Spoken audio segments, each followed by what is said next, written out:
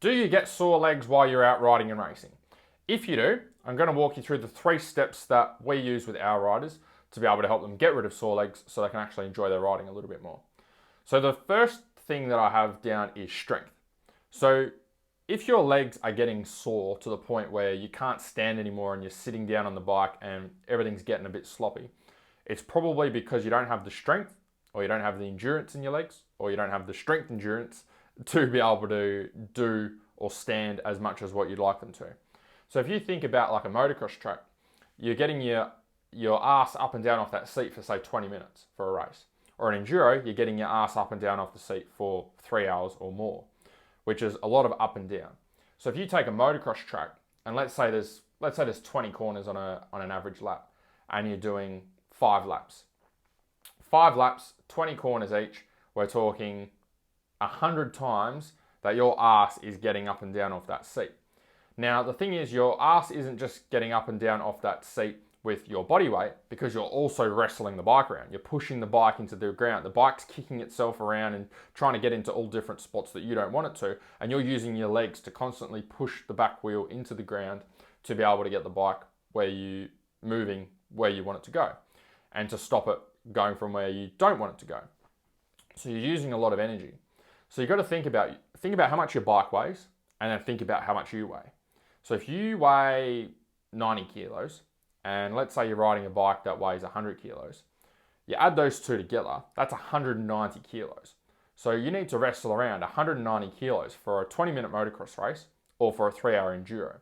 So that's a lot of weight to be wrestling around, to be putting into the corners, out of corners, over bumps. And I understand like technique and using the bike is a big part of it, but your body is a big part of it as well. If you opened up your throttle and send your bike down the motocross track with no rider on it, watch what happens to the bike.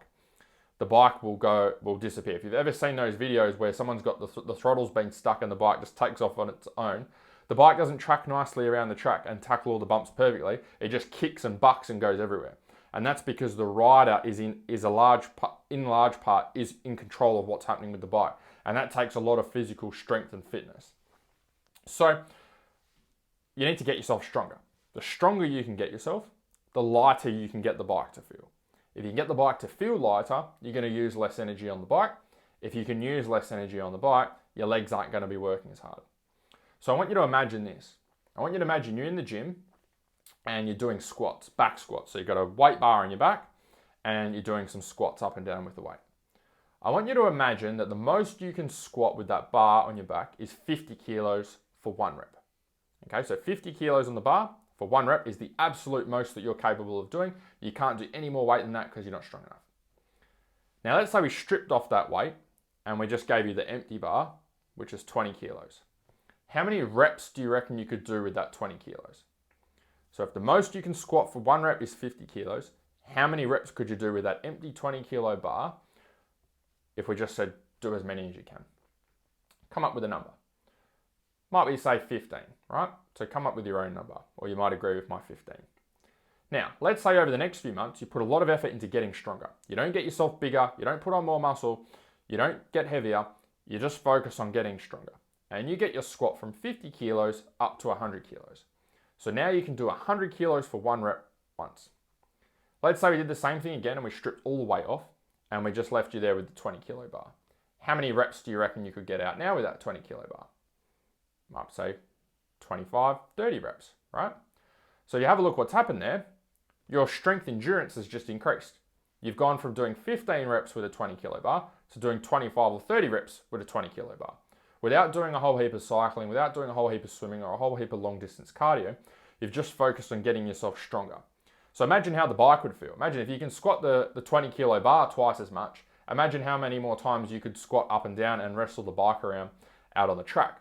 Probably a heap more, right? So your legs are going to have a lot more energy in them because they're not redlining as early. You're not using their maximum potential. Because you've got them so much stronger, it now takes a lot less effort to wrestle the bike around.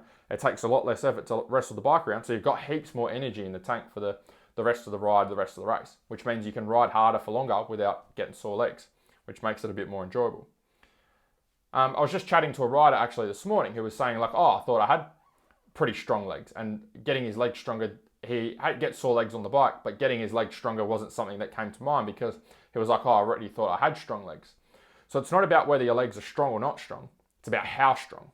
So the stronger you can get them, the lighter the bike's going to feel. So if you are getting sore legs, chances are it doesn't matter how strong they are, they're not strong enough for what you want to do with them on the bike for as long as what you want to do it for. So remember, like if you're doing, especially if you're doing an enduro, your ass is getting up and down off that seat so many times. So if you can get yourself stronger, it's going to make things a lot easier for you. The second area is cardio. So you've got to remember that with your riding, there's fluctuations of intensity, fluctuations of physical exertion. So when you're out racing, so let's take an enduro for example, you might have like, let's say a hard enduro. You might have like a rock garden, which is really, really hard. It takes a lot of physical effort. It's really taking you out of you. You're not moving very far. You're really wrestling the bike around. So like a 10 out of 10 effort. But then you might have other parts of the track, which is like a bit of single trail where you're getting up to the next section. It's a very minimal amount of effort. It might be like a 3 or 4 out of 10, okay, rather than a 10 out of 10 in the rock garden. And a whole hard enduro goes like that. You got some parts which are like a 10 out of 10 hard. You got some parts which are like a 3 or 4 out of 10, and it fluctuates backwards and forwards. It's not just a 10 out of 10 consistently all the way through.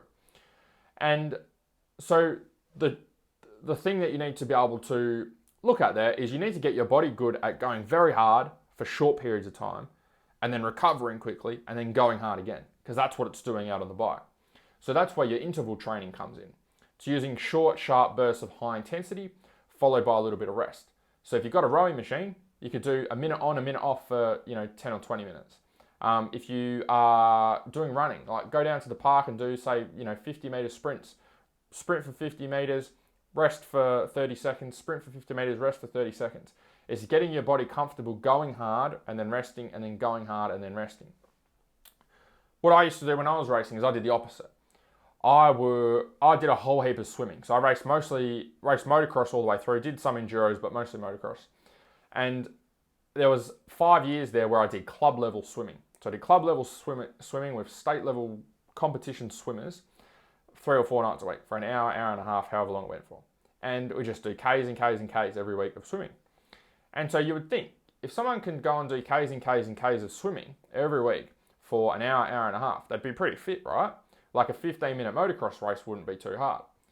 But that's where you're wrong, because I still couldn't do a 15-minute race. And I couldn't figure that out either. I was frustrated. I was like, I just need to train longer, or I need to train more, or I need to, keep at it with the swimming, or do more swimming, or add in extra stuff. But the thing is, I was just doing the wrong type of cardio for what I was trying to do with my racing. So the reason that this is important for your legs is because if your body's not getting the oxygen that it needs, the muscles are going to run out of gas. Oxygen is like the gas, the fuel for your muscles that it needs to be able to keep going. Otherwise, what happens is you get gassed out, and then your performance, your strength, your endurance starts to drop right off. It's always going to drop off. You just want it to drop off like that rather than dropping off like that. So that comes down to using the right type of cardio and doing intervals, not doing what I did and trying to do a whole heap of long distance stuff and trying to ride longer than I race and following that mindset, which definitely didn't help me. The third area is nutrition. So most guys fuel their bike better than they fuel themselves. They put 98 fuel in their bike, or race fuel in their bike, okay? Go and buy the good stuff and get it in the drum and the container. But then they're eating absolute shit. There was someone I saw the other day that was racing a big, I won't say, don't want to narrow it down too far, but a person that had spent a fair bit of money traveling across Australia to do some races. And they were using race fuel and using all of the best stuff and, coming over to a particular state to get more experience. Then they're having pizza and Coke. And it's like, well, if you're eating pizza and Coke, you're like, literally, you got the best bike, you're putting all the money into the bike and the suspension and everything like that. And then the rider, which is arguably just as important as the bike, because the bike's not only going to perform as well as what the rider gets it to perform, you're fueling with shit. So I find that's the same for a lot of riders, and it was the same for me. I remember going to the Junior Motocross Nationals in Adelaide, and we were getting pizza from a bakery at 6 o'clock in the morning, because that's the only place that was open, and then going riding the Australian Nationals with the best junior motocross racers from all over Australia, and even having some guys from overseas. Absolutely crazy, right? Put 98 in the bike every week, get everything greased up in the bike, get everything, brand new tires, make sure the suspension's sorted, all of that, but fuel myself with absolute shit. And it's like, well, motocross is hard because it doesn't rely just on machinery. It's a 50-50 of machinery and rider. If the rider doesn't have the energy and doesn't have the fuel there, it doesn't matter how good the bike is. Some sports are a little bit different. Like let's say Formula One racing, it's probably more machinery than it is driver, right? The machinery is a very big, if you listen to Formula One, they always just talk about the cars. They never talk about fitness or the bikes or, energy and stuff like that. Whereas when you look at motocross and enduro, fitness and energy is a big component of it. It's not the whole component, but it's a big component. So most riders have the best bikes and all of the time, the money, the effort is put into the bike and the suspension and all that sort of stuff, which is important. But then the rider's neglected. The rider gets the leftovers, the pizza, the Coke, eating shit from the petrol station, the eating whatever's available at the canteen on race day, no nutrition or fueling strategy for what to do at fuel stops. All that stuff just kind of like, oh, that's out the window. I'll just focus on the bike. And it's like, well, you're never going to perform at your best if you're looking after the bike better than what you look after yourself. So to come back to how that contributes to sore legs is if your body's not fueled properly and it doesn't have the fuel that it needs, it's going to run out of energy. And if it runs out of energy, everything's going to feel sore, but you're going to have specific muscle groups which start to flare up and become more of a problem. This was the same for me with my racing. I remember racing at Coastal, which is a deep sand track here in Western Australia. And I remember my legs just absolutely killing me, more so like on the inside of my knees, that VMO muscle, which is like the teardrop muscle on the inside of your knee, was just absolutely killing me all the time. And I thought I needed to do like special leg exercises and this and that. But the truth is I just didn't fuel myself properly.